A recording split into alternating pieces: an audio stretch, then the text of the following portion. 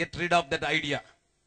நான் ஏழைங்க, எனக்கு கிருபையே கிடையாதுங்க, எனக்கு ஜெபம் பண்ணவே வராதுங்க, நான் அதிகம் பைபிள் வாசிக்க தெரியாதவங்க, நான் சரீரத்தில் ரொம்ப பலவீனமானவங்க அப்படின்னு சொல்றது தாழ்மை என்று சிலர் நினைத்து கொண்டு இருக்கிறார்கள். இல்லை, என்னால முடியாதுங்க, நல்ல வாட்ட சாட்டமா இருப்பான், என்னால முடியாதுங்க அப்படின்னு சொன்னான்னா அது தாழ்மைன்னு நினைச்சுக்கிட்டு இருப்பான். ஒரு நாளைக்கு 3 மணி நேரம் ஜெபம், நான் ஜெபம் பண்றதெல்லாம் கொஞ்சங்க, இப்படி சொன்னா அதுதான் ரொம்ப தாழ்மை என்று நினைத்து கொண்டிருக்கிறவர்கள் இந்த உலகத்துல தங்களை ரொம்ப தாழ்த்துறதாக நினைத்து கொண்டிருக்கிறார்கள். அப்படி நீங்க இருந்தீங்கன்னா இன்றைக்கே எடுத்து தூர போட்டுட்டு அது தாழ்மை அல்ல. என்ன பிரதர், நாங்க இவ்வளவு நேரம் அப்படித்தான் யோசிச்சுக்கிட்டு இருந்தோம், எங்களை போட்டு இந்த வாங்குறீங்களே, நாங்க நினைச்சுக்கிட்டு இருக்கோம் ரொம்ப தாழ்மையா நடந்து கொள்றோம்னு நினைச்சுக்கிட்டு இருக்கோம்.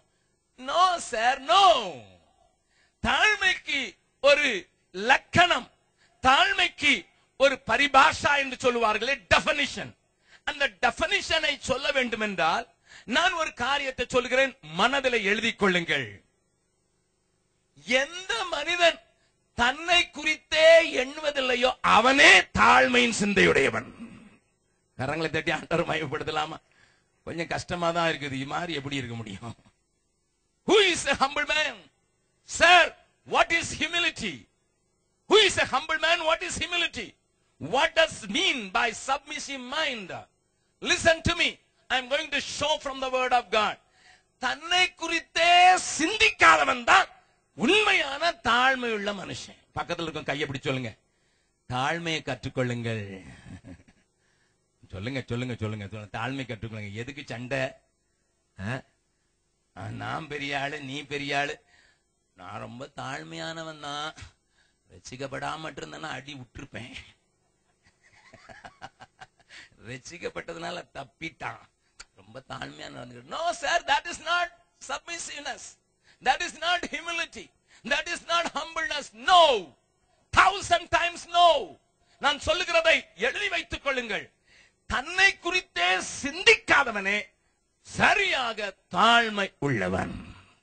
என் இயேசுவை குறித்து சொல்லப்பட்டிருக்கிறது, அவர் தன்னைத்தானே தாழ்த்தினார், அடிமையின் ரூபம் எடுத்தார், மனுஷ சாயலானார், தேவனுக்கு சமமாக இருப்பதை கொள்ளையாடின பொருளாக அவர் எண்ணவே இல்லை என்றெல்லாம் சொல்லுகிறவன் ஒரு காரியத்தை நமக்கு காண்பித்து தருகிறான். அவர் தன்னை தாழ்த்தினார். He humbled himself. நன்றாக கவனிங்க, நான் சில காரியங்களை சொன்ன விளங்கும். இயேசு தன்னை குறித்து சிந்திக்காம வாழ்ந்தவர். நல்ல வாலிபன் தான்.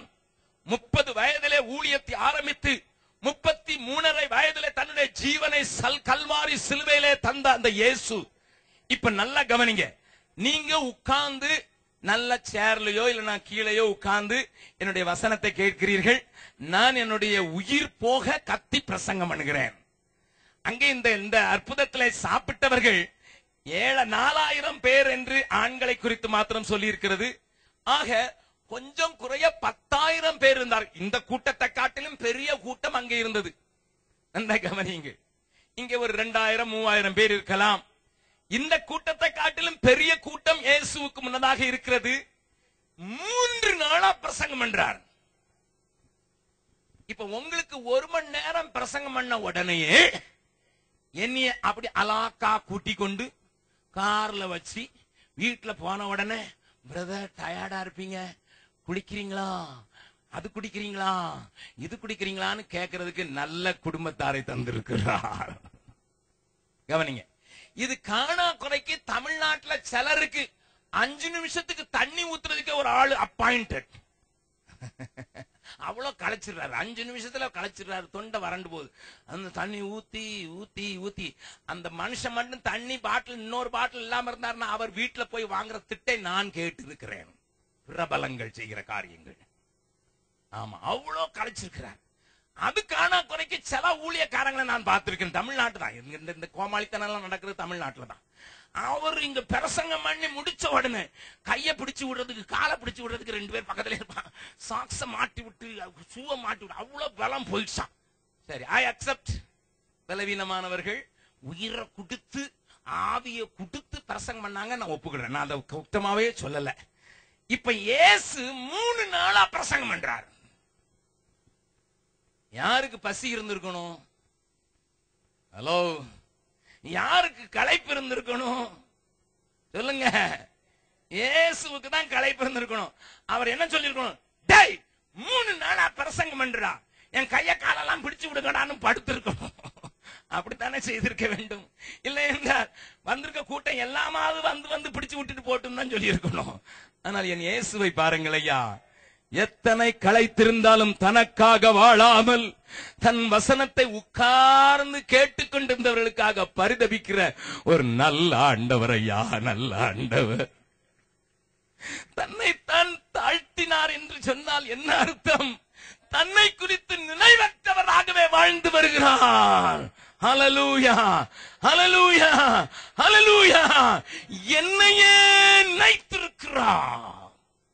களைத்து போன, சோர்ந்து போன, தளர்ந்து போன என்னையே நினைத்து வாடும் ஒரு நல்ல ஆண்டவரையா. அவர் தாழ்த்தினார் என்றால் என்ன அர்த்தம்? He never bothered about himself என்ற அர்த்தம். தாழ்மை என்றால் என்ன அர்த்தம்?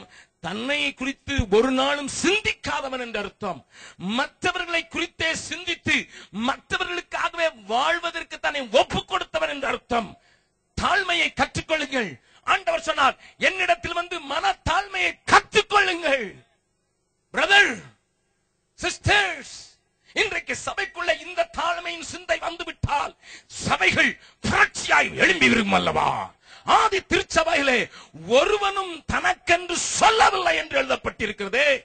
அப்போஸ்தலர் நடபடிகள் 4வது அதிகாரத்திலே ஒருவனும் தனக்கென்று ஒன்றையும் சொல்லவில்லை, வீட்டையும் நிலத்தையும் கொண்டு வந்து விட்டு அப்போஸ்தலர் பாதத்திலே வைத்து விட்டார்கள் என்று ஒன்றையும் தனக்காக வாழவில்லை என்று சொல்லுகிற மக்களை, கூட்டத்தை கொண்டதல்லவா சபை? ஓ Jesus, where is the church today? இன்றைக்கு சபையின் நோக்கம் என்ன? அநேக ஆவிக்குரிய பெந்தேகோஸ்தே பாஸ்டர் கூட மெதுவா நிலத்தை தாம் பேர்ல தான் எழுதி வச்சிருக்காரு. தாபனத்தின் பேர்ல எழுத மாட்டாரு. அது திருட்டுத்தனமா எழுதி வச்சிருக்காரு. பத்திரம் மேல இடத்துல இருந்து கேட்டா இருக்குதுங்க, கோர்ட்ல இருக்குது, சாட்சிக்காரன் கொடுக்கல அப்படின்னு சொல்லி ஸ்தாபனத்திட்ட கால்ல வாங்கி கட்டிட்டு அதுக்கு பிறகு மெல்ல சொல்லுவாரு, ஸ்தாபனமா உதவி செஞ்சது நாளை என் நகையை வித்து, என் பெஞ்சாதி நகையை வித்து வாங்கின நிலம் அப்படின்னு சொல்ற கதைய உங்க ஊர்லயும் கேட்டிருப்பீங்க, உலகம் எங்கும் கேட்டிருப்பீர்கள். நல்லா கவனிங்க. ஏதோ குறை சொல்றதுக்கு நான் வரல. ஆனா என் வேதம் காண்பிக்கிற தாழ்மையும் இன்றைக்கு நடக்கிற தாழ்மையும் எத்தனை வேறுபட்டது என்பதை காண்பித்துக் கொடுக்க விரும்புகிறேன். கெத்செமனே தோட்டத்தில் நடக்கிறத பாருங்க, வாசிக்கலாம். யோவான் எழுதின சுவிசேஷம் 18வது அதிகாரத்துக்கு நேராக உங்களுடைய கவனத்தை திருப்ப விரும்புகிறேன். யோவான் எழுதின சுவிசேஷம் 18வது அதிகாரத்தின் 8வது வசனத்தை வாசியுங்கள். நீர் எனக்கு கொடுத்த வார்த்தைகளை 18:8. யோவான், நீங்க 17 சொல்றீங்க. 18. இயேசு பிரதியுத்தரமாக, இயேசு பிரதியுத்தரமாக, நான் தான் என்று உங்களுக்கு சொன்னேனே. கவனிங்கள். பிடிக்க வந்திருக்கிறார்கள், இயேசுவை பிடிக்க வந்திருக்கிறார்கள். முத்தமிட்டால் அவன்தான் இயேசு என்று யூதாசும் சொல்லி இருந்தான். அப்படி இருக்கும்போது இயேசுவை பிடிக்க வந்தவர்களுக்கு இயேசு சொல்லுகிறார், நான் தான் என்று சொன்னபோது பின்னிட்டு விழுந்து விட்டார்கள். சேவகர்கள் எழுந்து நிற்கிறார்கள். இப்பொழுது அவர்களை பார்த்து என்ன சொல்லுகிறார்? நான் தான் இயேசு என்று உங்களுக்கு சொல்லிவிட்டேனே. என்னை தேடுகிறது உண்டானால், என்னை தேடுகிறது உண்டானால் இவர்களை போக விடுங்கள் என்றார். யார போக விட்டுருங்க?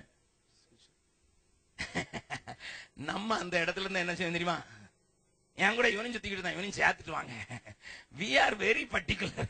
தனியா போறதுக்கு பயமா இருக்குது. என்னைய தானே தேடுறீங்கப்பா, என்னைய தானே தேடுறீங்க, இந்த ஆளுக்களையும் சேர்த்தே கொண்டு வாங்க. 12 பேருக்கு அண்ணா ஒருத்தன் ஓடுறான் பாரு, இன்னும் ஒருத்தன் ஓடுறான், நானே காட்டி கொடுத்துருவேன். உண்மைதானே? தன்னைத்தானே தாழ்த்தி வெறுமையாக்கினவர் ஒன்று சொல்லுகிறார், நீங்கள் என்னை தேடுகிறது உண்டானால் இவர்களை விட்டு விடுங்கள் ஐயா.